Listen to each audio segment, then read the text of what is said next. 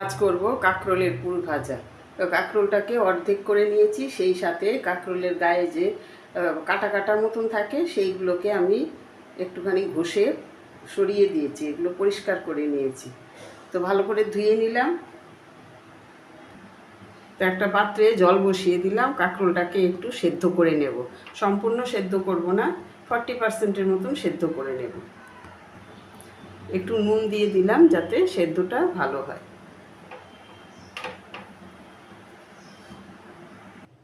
কাঁকরোলটাকে সেদ্ধ করে নিলাম। এখন আমি খুব আলতো করে ভেতর থেকে শাঁসটা বের করে নেব।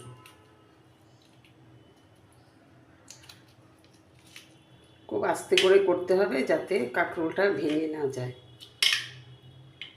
শাঁসটা বের করে নেব, নিয়ে শাঁসটাকে একটা পেস্ট বানিয়ে নেব। তো তেল গরম করে খানিকটা পেঁয়াজ আমি ভেজে নিলাম,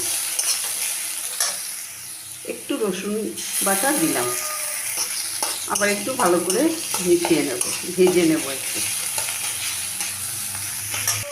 দিয়ে দিলাম কয়েক টুকরো চিকেন। একটা চিকেনের সলিড পিস আমি রেখে দিয়েছিলাম এই পুর ভাজার জন্যই। তো এই চিকেনটাকে এরকম ছোট ছোট করে টুকরো করে নিয়েছি।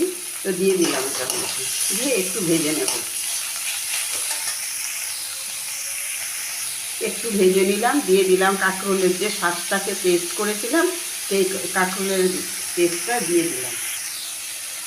হলুদ গুঁড়ো দিলাম, স্বাদ মতো নুন দিলাম, লঙ্কার গুঁড়ো, অল্প করে একটু কাঁচা লঙ্কা দিই।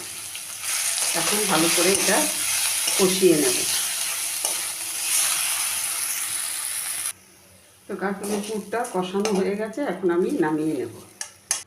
পুরটাকে ভেজে নামিয়ে নিলাম, তো ঠান্ডাও করে নিলাম। এখন আমি এই যে পুরটা কষিয়ে নিয়েছি সেইটা আমি কাঁকরোলের ভেতরে ভরে নেব।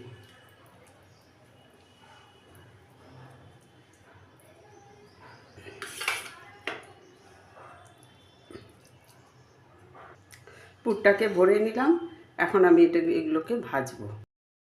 আমি এখানে একটা ব্যাটার তৈরি করে নিয়েছি, ময়দা আর কর্নফ্লাওয়ার দিয়ে নুন হলুদ লঙ্কার গুঁড়ো মিশিয়ে নিয়েছি, দিয়ে আমি এরকমভাবে ব্যাটারটা লাগিয়ে নিলাম। তেল গরম করে নিলাম, এখন আমি ভেজে নেব। একটা সাইড ভাজা হয়ে গেছে, আমি আরেকটা সাইড উল্টে দিলাম। এরকমভাবে উল্টিয়ে পাল্টিয়ে একটু গোল্ডেন ব্রাউন করে ভেজে তুলে নেব। তো গোল্ডেন ব্রাউন করে ভেজে তুলে নিলাম।